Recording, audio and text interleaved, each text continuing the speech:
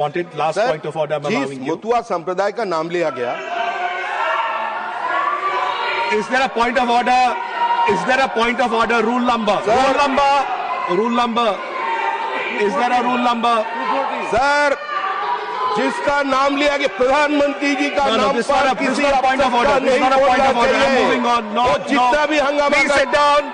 Please, I'm not allowing the point of order. Why are you screaming? But I'm not allowing him the point of order on this. When I'm not allowing him the point of order, why are you agitated? I am not allowing him the point of order. Listen to what I'm saying. Listen to what I'm saying. I'm saying I'm not allowing him the point of order. I am not allowing him the point of order. Listen to what I'm saying at least. I'm not allowing him the point of order. Listen to me. I'm not allowing him the point of order. So why are you? I'm not allowing him the point of order. I'm not allowed him. I've not allowed him.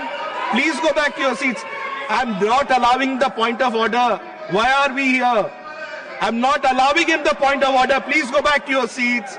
Honorable members, I'm not allowing him the point of order. Why are we here? Please go back to your seats. Mr. Bhattacharya, please take your seat. We will move on. Thank you so much.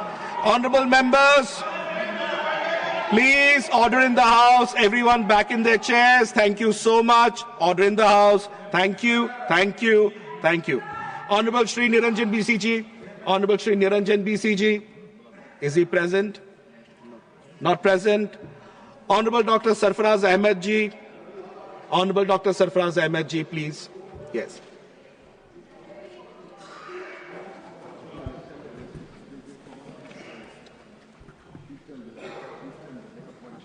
सभापति महोदय,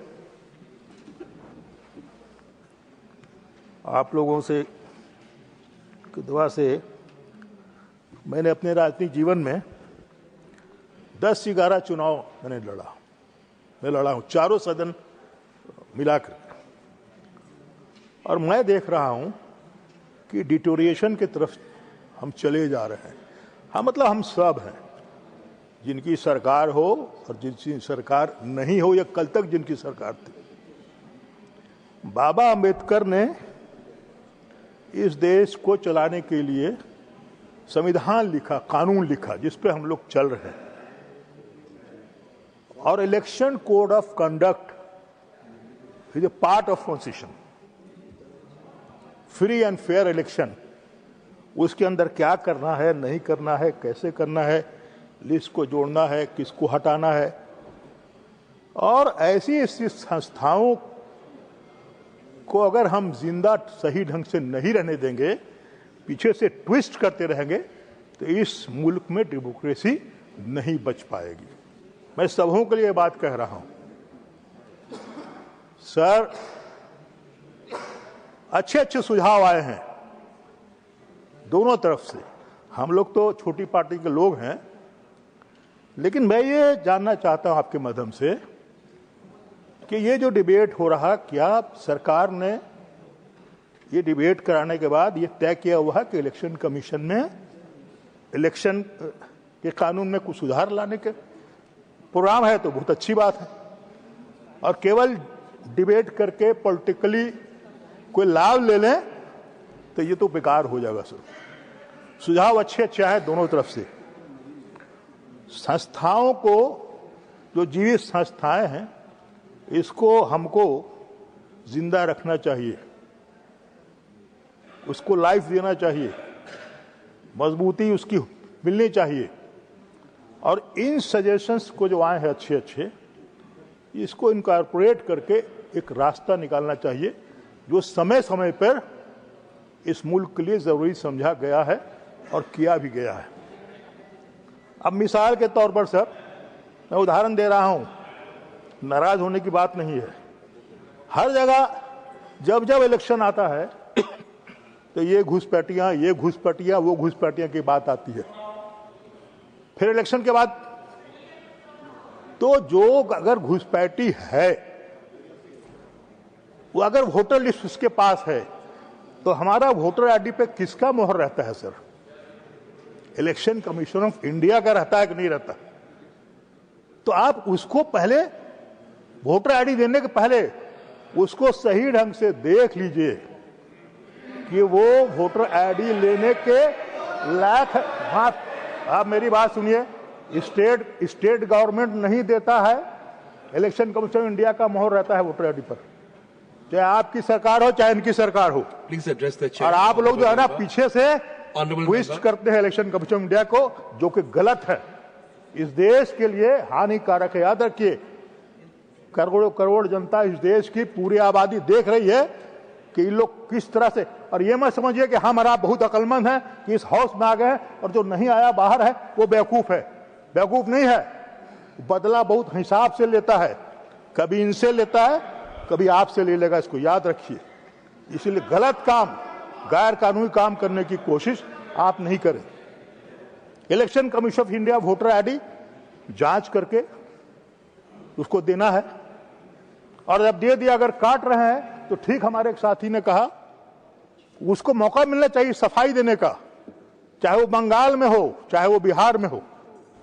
एक short period के अंदर आप सब कुछ जल्दी जल्दी में कर करके, क्योंकि आपको इलेक्शन कराना है, ये सब काम तो खाली टाइम में करना चाहिए सर। इसीलिए इसको याद रखिए कि अगर हम गलत पद्धति को अपनाएंगे, गलत रास्ते को अपनाएंगे, गलत कानून बनाएंगे, तो ये मुल्क माफ करने वाला नहीं है, याद रखिए। लोग अभी भी चर्चा टीएन शेषन की, केजे राव की करते हैं, क्योंकि वो एक्ट करते थे, अगर कुछ गलत होता था तुरंत रिएक्ट करते थे। माफ कीजिएगा, पिछले सालों में देखा गया है, चाहे बॉम्बे का चुनाव हो या बिहार का चुनाव हो, झारखंड का चुनाव हो, इलेक्शन कमीशन को अगर कोई भी कागज मेल किया गया जांच करने के लिए, और यही कोई एक्शन उसमें नहीं होता, और यही कारण है कि नेता लोग या हम लोग गलत गलत शब्दों का इस्तेमाल चुनाव में लोगों को रिझाने के लिए करते हैं, रिझाने के लिए, जो कि गलत है। उन शब्दों का इस्तेमाल करते हैं जो इलेक्शन कोड ऑफ कंडक्ट के हिसाब से नहीं होना चाहिए।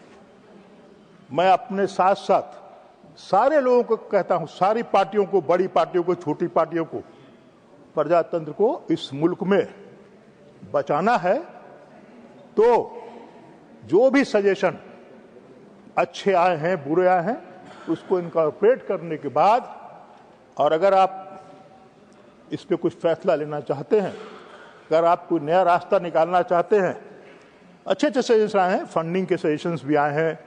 अब ये एक तरफ बैलेट पेपर की बात आती है, एक तरफ ईवीएम मशीन की बात आती है, तो जब तक जिसको सूट किया बहुत अच्छा, जब तक बैलेट पेपर हम लोग को सूट किया तो बहुत अच्छे ढंग से इलेक्शन हो रहा। अब ईवीएम मशीन सूट कर रहा, तो फिर इसको स्टडी करके कोई बीच का रास्ता निकालना चाहिए कि ना बैलेट पेपर से हो ना मशीन से हो। सजेशन एक दिव्या बाबू ने अच्छी बात कही कि वीवीपैट जो है वो आप हमको दे दीजिए, वोटर को रास्ता निकालिए। मैं ये नहीं कह रहा हूं कि इसको कानून बना दीजिए, उसको दीजिए, वो देख ले और फिर वो बक्से में डाल दे। इसी तरह के और भी सजेशन आने वाले वक्त में आ सकते हैं, अभी काफी लोग बोलने वाले हैं। इलेक्शन रिफॉर्म की चर्चा अगर आप इस सदन में या उस हाउस में कर रहे हैं, तो रिफॉर्म मीन आने वाली पीढ़ी को कोई रास्ता, कोई अच्छा रास्ता, जिससे इस मुल्क में प्रजातंत्र बचे, डेमोक्रेसी बचे, यही हम लोगों के फर्ज है।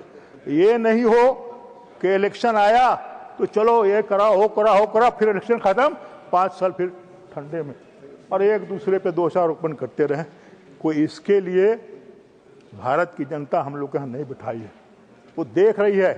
इलेक्ट्रॉनिक मीडिया में हम और आप नहीं जानते हैं, एक एक हिंदुस्तानी किसी न किसी सोच से हम लोग इस सदन के अंदर बैठ के क्या कर रहे हैं वो अपने मोबाइल पे देख रहा है, किस तरह की बातें हो रही। इसीलिए मैं सभी से कहूंगा कि अच्छी बात कीजिए, मजबूत बात करिए, डिटेरेटिंग बात मत कीजिए। इसका असर आगे आने वाली पीढ़ी पे निश्चित रूप से गलत पड़ेगा। मैं इन्हीं शब्दों के साथ, चूंकि हमारे एक मेंबर और हमारे बोलने वाले हमारे दल के, आप जब मौका दीजिएगा मैं आपको बहुत बहुत बधाई और धन्यवाद देता हूं। जय हिंद, जय जोहार। Thank you, Honorable Shri Niranjan BCG. धन्यवाद माननीय उपसभापति महोदय। चुनाव सुधार पर चर्चा जो हमारे संविधान लोकतंत्र की आत्मा से जुड़ा हुआ विषय है। पहले मैं संवैधानिक निर्माता बाबा साहब डॉक्टर अम्बेडकर के विचारों को स्मरण करना चाहता हूं।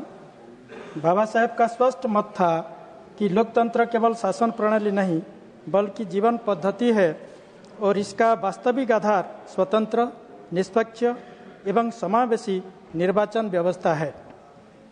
हमारे संविधान ने चुनावों के संचालन हेतु एक सुदृढ़ एवं स्वस्थ ढांचा प्रदान किया है। अनुच्छेद 324 के अंतर्गत चुनावों के अध्यक्षण, निर्देशन एवं नियंत्रण की जिम्मेदारी स्वतंत्र निर्वाचन आयोग के सौंपी गई है, जिससे निर्वाचन प्रक्रिया की निष्पक्षता और विश्वसनीयता सुनिश्चित होती है।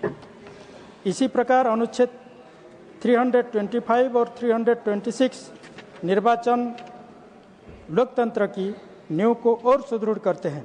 अनुच्छेद 325 की किसी भी नागरिक को धर्म, जाति, वर्ग या लिंग के आधार पर मतदाता सूची से वंचित करने पर रोक लगाता है, जबकि अनुच्छेद 326 सार्वभौमिक वयस्क मताधिकार को व्यवस्था करता है।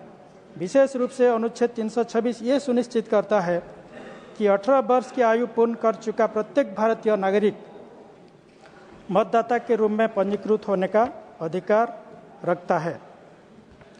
ये प्रावधान बाबा साहब आम्बेडकर की राजनीतिक समानता की अवधारणा को साकार करता है। महोदय, हमारे स्टेट ऑफ ओडिशा में और सारा देश में माइग्रेशन लेबर जो स्थानांतर होते हैं, पलायन होते हैं, वो वोट अधिकार से वंचित होते हैं, मतदान से वंचित होते हैं। उसको भी चुनाव आयोग उसको वोट देने का अधिकार से सुनिश्चित करना होगा। और जो वोट के जनरल इलेक्शन के टाइम पर वोट वर्जन करते हैं, सड़क प्रॉब्लम, बिजली प्रॉब्लम या पानी problem, school problem, hospital problem, तो वो भी जो इलेक्शन कमीशन ऑफ इंडिया उसको समाधान करके वो जो भारत के नागरिक, गांव के लोग वोट दे पाएंगे, उसका भी सुनिश्चित करना जरूरी है। जन प्रतिनिधित्व अधिनियम 1950 एवं 1951 संविधान के अधीन निर्मित कानून है जो मतदाता पंजीकरण, निर्वाचन प्रक्रिया एवं निर्वाचन संचालन का वैधानिक आधार प्रदान करते हैं। इन अधिनियमों के अंतर्गत प्रक्रिया का सतत परिष्करण निर्वाचन व्यवस्था को और अधिक प्रभावी व समावेशी बना सकता है। ये भी उल्लेखनीय है कि निर्वाचन आयोग ने मतदाता पहचान पत्र, ईवीएम, वीवीपीएटी, विशेष पुनरीक्षण कार्यक्रम एवं मतदाता जागरूकता अभियान जैसे अनेक सुधारात्मक कदम उठाना जरूरी है। महोदय, बाबा साहब आम्बेडकर ने बार बार संवैधानिक नैतिकता पर बल दिया और कहा कि संविधान की सफलता इस बात पर निर्भर करती है कि उसे लागू करने वाले लोग कितनी निष्ठा से उसके मूल्यों को पालन करते हैं। अतः निर्वाचन सुधारों का उद्देश्य संस्थाओं को सशक्त बनाना, प्रक्रियाओं को सुदृढ़ करना और जनता का विश्वास मजबूत करना है। धन्यवाद।